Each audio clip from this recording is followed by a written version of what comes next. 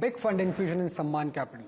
Abu Dhabi-based IHC will infuse close to 8,850 crore rupees in the company.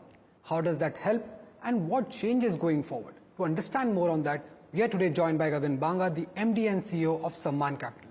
Firstly, sir, thank you for joining us and congratulations on the fundraise. It's quite a significant fund amount that you're raising from IHC. But why this fund infusion? Did the company need funds at this point of time? And does Sammaan Capital actually need a strategic investor at this point of time? So if you trace back our journey, especially over the last 7 years, we did hit a reset button about 7 years ago in the aftermath of the IL&FS crisis followed by COVID. And our understanding is that when a large balance sheet in the financial services sector hits a reset, it takes about 6 to 8 years for it to normalize and start growing again. And there are several examples of this between banks and non-banks. So we were at that stage where 21 to 23 were years where we were trying to stabilize the operations. 24, 25 were years where shareholders gave us a significant amount of money. We were able to make provisions and move on and try and start moving in the direction of business as usual. As we progress on that, we are clearly mindful of the fact that in an NBFC business, the foundation is provided by the equity capital. We already have sufficient equity capital. What we did need was a high-quality partner or a promoter to solidify that base.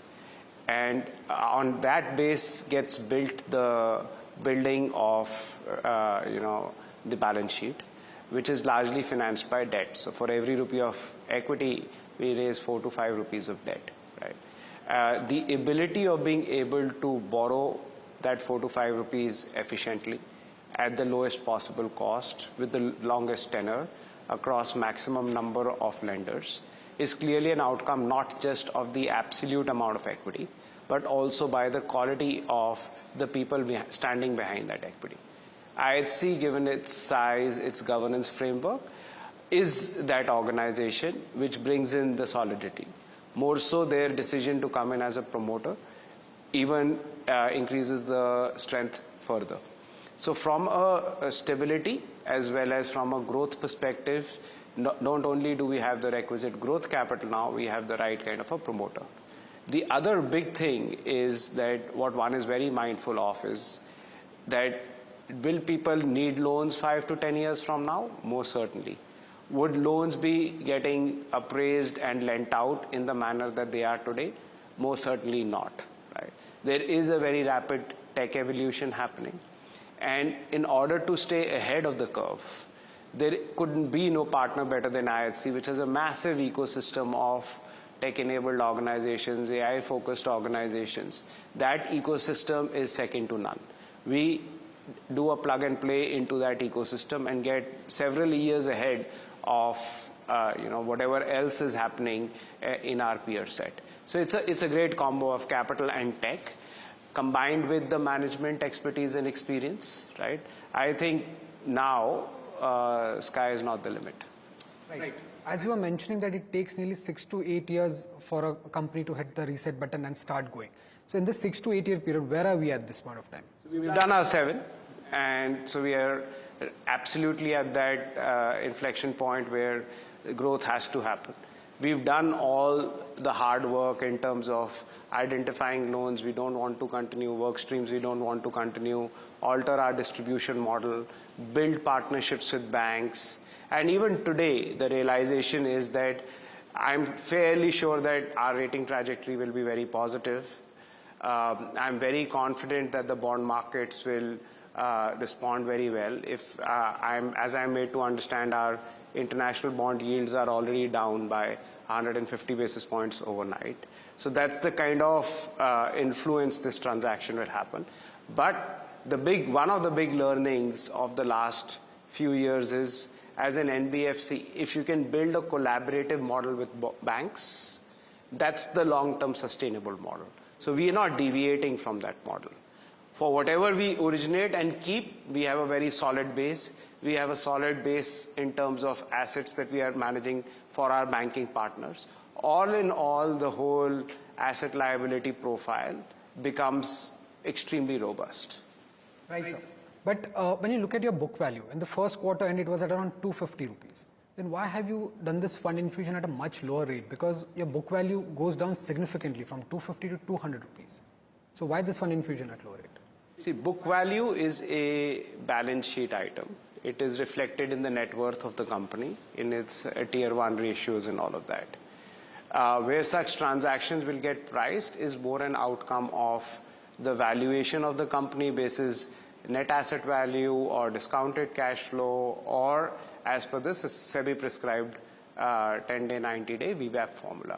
Right? The board took on the valuation advice provided by the valuers to see that the offer coming in at 139 rupees per share was a offer at a fair value, and therefore decided to give its consent to the issue. Book value and fair value for a stock a capital infusion are two different things, right? Secondly, what is perhaps not appreciated enough is that unlike a manufacturing business where a promoter is manufacturing A and nothing stops them from using whatever profits are there in that business to start manufacturing B, C, D, E, in a regulated business that is not possible, right? In a regulated business, it's actually the other way, that the promoter is taking ownership of a very high amount of debt, right? In this case, if business projections are to work out fine, we will go back to a borrowing program of 1.5 lakh crore. The incoming investor has confidence that the management team has the ability to manage such a borrowing program. But at the end of the day, it is their name, it is their reputation, it is their equity which is also at stake, right? So I don't want to get into, what's a good price, what's a bad price. There is a process. That process needs to be followed in letter and spirit, and the interests of the minority shareholders have to be protected. That has been done to the T. Okay. Now, given that an FI is investing, also becoming a promoter, how does the business perception of Sammaan Capital change? And does the business strategy also change going forward? Yeah, so the strategy is to, over the next 12 to 18 months, get the company into a format where the lowest hanging fruit for us is to stop breaking the asset up into legacy and growth, right? Whatever assets have to be unbound will get unbound. What we are left with as of end of fiscal 27 is all the right kind of asset which we want to grow. That's point number one. Point number two is that over the next 12 to 18 months, I would imagine within about 6 months of the approval coming, we should be operating at a interest cost which is at least 150 basis points on our debt lower than where it is today. These are two significant milestones to achieve. As an outcome of these two, we will get to the third big picture goal, which is to get to a AUM of 1 lakh crore by end of fiscal 27. Now, what is life after fiscal 27?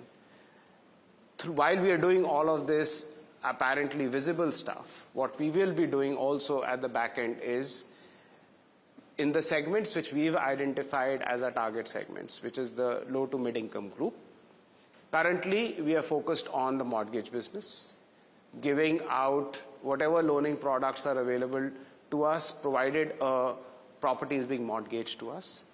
That will expand to the segment stays the same, low to mid income, but whatever are their general loaning requirements, we need to critically examine each of them to see which one makes commercial sense for us.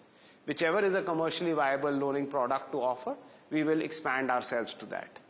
Second, if we have such a large customer base running into several lakh borrowers, right, and each of them being a fairly robust income profile borrower, there are a whole lot of other financial services which are required by them, which are beyond loans, which we don't want to do, but we can certainly leverage on our client base to partner with other service providers to see how we can do it in a more focused, in a more profitable manner for Sammaan Capital. So that's broadly the lay of the land. Focus remains low to mid income. All loaning options are with us. All financial services options are with us, but those are in partnership mode.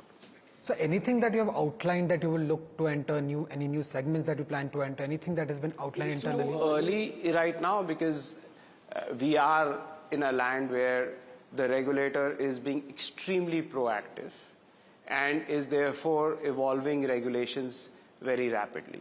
So we don't know which product will have what kind of regulations behind it in, let's say, calendar 27, right? It's still 2 years away, so to say. Without regulations, to be able to go on the drawing board for any product is being foolish, right? So we will wait for regulations to evolve. We know these are the type 4, 5, 6 products that are there. How do regulations evolve? For example, there was a news article that I was reading that the RBI is considering that if a mobile phone is bought on borrowed funds, if you default, it can get locked, right? That's a game changer, right? Suddenly a product which is running at X% delinquency will run at delinquencies which will probably, in my estimate, will be not significantly different to a home loan delinquency. Right? Today, without your phone, you will feel as helpless as practically you will feel without a roof on your head, right? So why should the behavior be any different? Is that going to play out in the market? I don't know today. Will that regulation ever come? I don't know today. So you were talking about that legacy book. I believe it's around 20 to 23,000 crore at this moment. So will some of these funds be used to write off the legacy book? To what extent can we expect writing off of legacy book to come in going forward? So let's not go to whether we need to write off the legacy book or anything of this sort. There is a action into which we are firmly on the driver's seat, which is to recover, cash collect 10,000 crores in this financial year. We are firmly in sight of that number. We will do that number. As a result of that, the legacy book will shrink further, right? The second objective very clearly is by end of fiscal 27, I don't want any part of my balance sheet to be legacy or growth, right? It is all growth. So let's take each step of the journey and not try and run ahead of ourselves. The other clear message that I want to give via you is I'm fairly confident that for the new loans that we are underwriting, right, our annualized credit costs would be steady at about 100 basis points, right? We will, from the loans that we have technically written off, recover 5,000 crores. So between 10,000 crores of cash collections, incremental credit costs of 100 basis points, 5,000 crores of recoveries, equity capital, the right partner, I think we have all what we need to do a very good growth from here, right? Everything else will keep doing, that's technical stuff for which management is paid. This 10,000 crore of recovery you're expecting, cash collections, 5,000 of recovery, and this 8,850 crore. For how many years this entire amount can be sufficient for the growth plans of Sammaan Capital, given that you have a target to reach an asset under management of 1 lakh crore by FY27? Will the company need further goals? One sort of medium term, the other sort of long term that we are working towards as a team is fiscal 27, we want to get to an AUM of 1 lakh crore. Fiscal 30, we want to get to a profit of $1 billion, right? So these are two goals. We know what we have to do. We know when we have to do it. We have to look at regulations. We have to look at macro and keep on working out the fine details of whether our decision is right or it needs to evolve. But the picture is pretty clear in front of us. Till FY30, no more fund infusions? No more equity capital infusion. Debt we are borrowing every day. That's our raw material. That will, if you don't borrow on a single Nothing on the day, equity side. Nothing on the equity side till FY30. Right. Now, if you look at the first quarter, your asset quality did improve. But is there any pain point that you're seeing that could worsen this going forward? Again, asset quality will play out in a range. So from wherever gross and net NPAs are, a range of 50 basis points can never be out of question, right? It can't be out of question for any lender, not for us. We have managed to maintain a fairly stable asset quality. If you look at the last 7 years through these challenging times, 7 years ago, the company's equity capital was 16,000 crores. Today it is 22,000 crores, right?